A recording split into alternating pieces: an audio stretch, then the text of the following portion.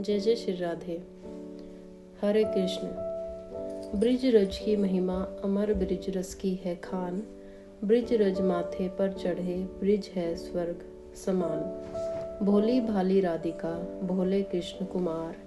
कुंज गलिन खेलत फिरे, ब्रिज रथ चरण पखार। हरे कृष्ण। आप सभी का दिन शुभ हो, मंगलमय हो।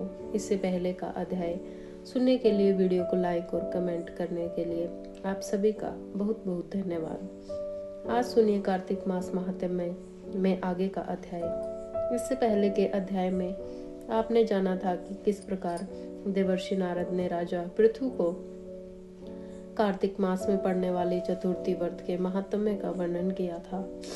अब एक दिन देवर्षि नारद ने श्री वेद व्यास जी से पूछा कि हे व्यास जी, ब्रह्मचारी, गृहस्थ, वानप्रस्थ और सन्यासी, इन चारों आश्रमों में गृहस्थ आश्रम को ही क्यों सर्वश्रेष्ठ माना गया है? इस बारे में जानने की मेरी प्रबल इच्छा है।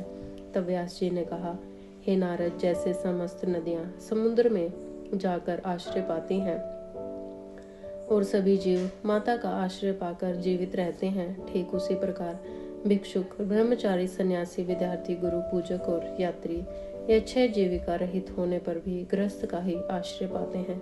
ध्यान से सुनो, इस संबंध में मैं तुम्हें एक पुरातन इतिहास सुनाता हूँ। ऐसा कहकर वेद व्यास जी ने कहना आरंभ किया कि प्राचीन काल में उतानपाद राजा का उत्तम नाम का एक पुत्र अत्यंत बलवान और मंदिरा पीने वाला था।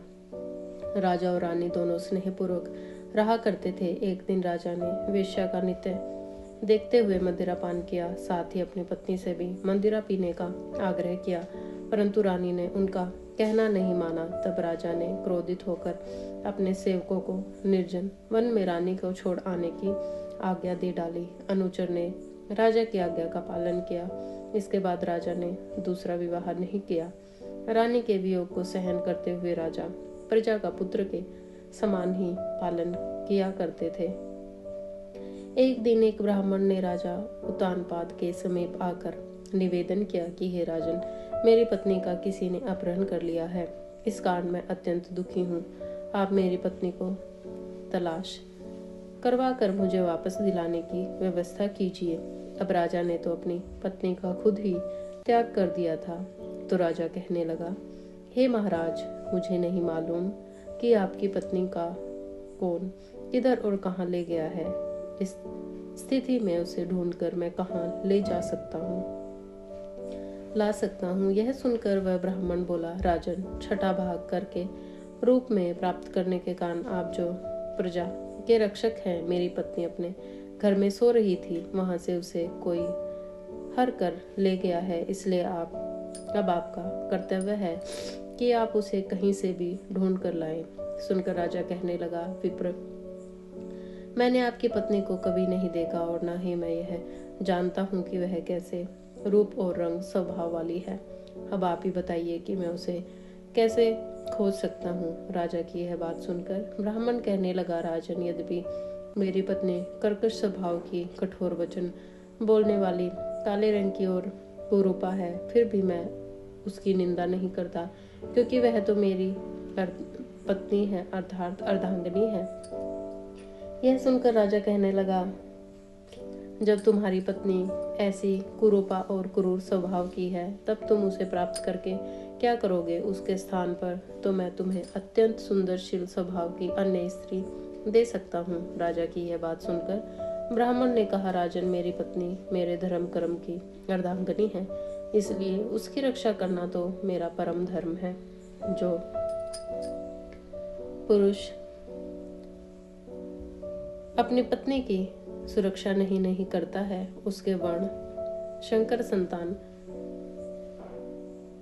उत्पन्न होती है, उसके पितर नरकवासी होते हैं। वैश्या गामी पुरुष का कल्याण कभी नहीं हो सकता। ब्राह्मण के ऐसा वचन सुनकर राजा अपने शस्त्र लेकर रथ पर सवार होकर उस स्त्री को खोजने चल दिया। कुछ दूर जाकर राजा ने एक आश्रम देखा जिसमें एक महान तपस्वी कुशा के समान पर विराजमान था। राजा को आश्रम में आकर आया हुआ देखकर भी ऋषि ने उसका कोई आदर नहीं किया। ऋषि कहने लगे, मैं जानता हूँ कि यदि तुम राजा उत्तानपाद के पुत्र हो, मगर यहाँ किस कारण आए हो? तो राजा कहने लगा, हे मुने, एक ब्राह्मण के घर से कोई उसकी स्त्री को हर के ले गया है और मैं उसी की खोज में इधर आया हूँ, मगर न तो आपने मुझे अर्घ दिया और न ही किसी प्रकार का आदर सत्कार किया। इसका क्या कारण है? मुनिवर ऋषि ने कहा, हे राजन, तुम अर्घ के योग्य होते हुए भी इस समय उसके पात्र नहीं हो, क्योंकि तुमने अपनी निरपराध स्त्री का वन में त्याग किया है। अगर पत्नी का यह धर्म है कि वह तन मन और पति की सेवा करे, सदा उसकी आज्ञाकारी बने रहे, तो वह पति का भी यह धर्म है कि वह अपनी पत्नी का यथोचित सम्मान करे, उसकी सुरक्षा करे। जिस घर में स्त्रियों का मान होता है, वहां पर साक्षात देवी देवताओं का वास होता है, और इसके विपरीत जिस घर में स्त्रियों का निरादर होता है, वह सुख शांति कभी नहीं रहती। इतना सुनकर राजा अत्यंत लज्जित होकर पश्चाताप करते हुए पूछने लगा, हे भगवान, आप तो भूत भविष्य और वर्तमान तीनों कालों के जानने वाले हैं, इसलिए कृपा करके बताइए कि ब्राह्मण की पत्नी को हर कर कौन, क्यों और कहाँ ले गया है? तब ऋषि ने ध्यान धरकर कहा, राजन, अदिति का पुत्र लाग नामक राक्षस उस ब्राह्मणी को हर कर उत्पला वर्त वन में ले गया है। तुम उसे ढूंढकर ब्राह्मण का संयोग कराओ। यह सुनकर राजा मुनि को प्रणाम करके अपने रथ पर सवार होकर उत्पलता वर्त नाम वन में जा पहुंचा। वहां जाकर राजा ने देखा कि एक स्त्री बिलव पत्र खा रही है। ब्राह्मण ने जैसा बताया था, ठीक वैसा ही रंग रूप देखकर राजा ने उस स्त्री को तुरंत पहचान लिया और सोचा कि यही हो न हो ब्राह्मण की पत्नी है। राजा ने उस स्त्री से कहा, कल्याणी, तुम कौन हो और इस वन में क्यों आई हो? तब वह ब्राह्मणी बोली, मैं अति रात्र की पुत्री और विलास पुत्र की पत्नी हूँ। मैं तो अपने घर में सो रही थी। महाराज की बलाक नामक एक राक्षस मुझे अपहरण करके यहाँ ले आया है। यहाँ लाने के बाद उसने न तो मुझे कभी किसी प्रकार का कोई कष्ट दिया, न ही मेरा सतीत्व नष्ट करने का प्रयास किया। इतना होने पर भी अपने पति के वियोग के कारण मैं अत्यंत दुखी हूँ। राजा ने पूछा, ब्राह्मणी, तुम बताओ, वह राक्षस इस समय कहाँ गया हुआ है? ब्राह्मणी ने बताया कि राजन, वह इस वन के अमुक स्थान पर गया है। जब राजा ब्राह्मणी द्वारा बताए गए स्थान पर पहुंचा तो राक्षस देखते ही राजा के चरणों में गिरकर बोला, राजन, बताइए, मेरे लिए क्या आज्ञा है?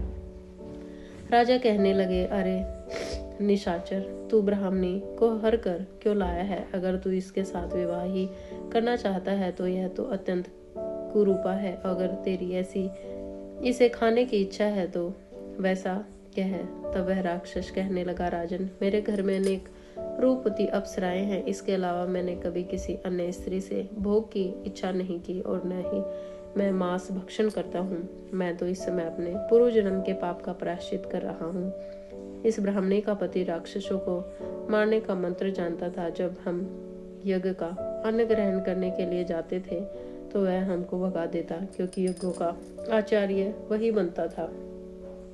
इसी कारण उस ब्राह्मण को दुख देने के लिए ही मैं उसकी पत्नी को हर के ले आया हूँ। शास्त्रों के नियम अनुसार स्त्री के बिना पुरुष को धार्मिक कर्म करने का अधिकार नहीं है, इसलिए अब वह यज्ञों में आचार्य नहीं बनता। राक्षस के यह वचन सुनकर अब राजा ने मन में विचार किया कि यह तो परोक्ष रूप से मेरी ही निंदा कर रहा है। अब राजा को समझ में आया कि उस वन में मुनि ने मुझे अर्घ क्यों नहीं दिया, मेरा आदर सम्मान क्यों नहीं किया। तब राजा को विचार मग्न देखकर वह राक्षस कहने लगा, राजन, मैं आपकी हर आज्ञा का पालन करूंगा, आप आज्ञा दीजिए। ऐसा कहकर वह राक्षस हाथ जोड़कर खड़ा हो गया। राजा ने कहा कि हे निशाचर, तुम इस ब्राह्मणी को तुरंत इसके घर पहुंचा दो और उसके बाद जब भी मैं याद करूं तुम मेरे पास आ जाना। इतना सुनते ही वह राक्षस ब्राह्मणी को लेकर उसके घर छोड़ने के लिए चला गया। इसके बाद राजा विचारने लगा कि मैं अपनी निर्दोष पत्नी को घर से निकाला है, इसलिए अब मैं कौन सा ऐसा पुण्य कर्म करूं जिससे मुझे इस पाप से मुक्ति मिल जाए। तब राजा ने पुनः उन्हीं मुनि के पास जाकर उनसे उपाय पूछा। मुनि ने कहा, हे राजन, पुरुष के लिए स्त्री धर्म अथवा काम और मोक्ष सब कुछ देने वाली है। इतना ही नहीं, पत्नी के बिना इस लोक और परलोक कहीं पर भी सुख की प्राप्ति नहीं हो सकती। पत्नी चाहे कैसी हो, मूर्ख, रोगी, दरिद्री या खोटे स्वभाव वाली क्यों न हो, पुरुष को सदा उसका सम्मान ही करना चाहिए। मुनि की बात सुनकर अब राजा को अपनी गलती का भी भारी पश्चाताप होने लगा। पश्चाताप करते हुए राजा ने कहा, हे मुनि, मैंने तो अपनी निर्दोष पतिव्रता पत्नी को त्याग दिया है, इसलिए अब मुझे क्या करना चाहिए। मुनि ने कहा, राजन, तुम्हारी पत्नी को अकेले वन में घूमते हुए देखकर शतापात नामक एक नाग उसे पाताल लोक में लेकर गया है। उस नाग की नंदा नाम की एक कन्या है जिसने उसको घर में छुपो कर रखा है। यह सुनकर राजा वहां से अपने घर आया तो ब्राह्मण को पत्नी सहित अपने महल में देखकर वह अत्यंत प्रसन्न हुआ। इसके बाद राजा ने जैसे ही लाख राक्षस को याद किया, वह तुरंत उपस्थित हो गया। तब राजा ने उसे पाताल लोक में अपनी पत्नी को लाने का आदेश दिया। आज्ञा मिलते ही लाख राक्षस पाताल लोक को चला गया और वहां से राजा की पत्नी को लाकर उसे सौंप दिया। तदंतर राजा और रानी स्नेहपूर्वक रहने लगे। देव श्री नारद ने राजा पृथु से अंत में कहा, हे राजा पृथु, यह गृहस्थ आश्रम महात्म हमने तुमको विस्तार पूर्वक सुनाया है। अब और क्या सुनना चाहते हो सो कहो। राजा पृथु ने देवर्षि नारद से जो कुछ भी सुनने का आग्रह किया, उसका वृतांत अब आगे आने वाले अध्याय में सुनेंगे। जय जय श्री राधे। नमः पार्वती पते, हर हर महादेव।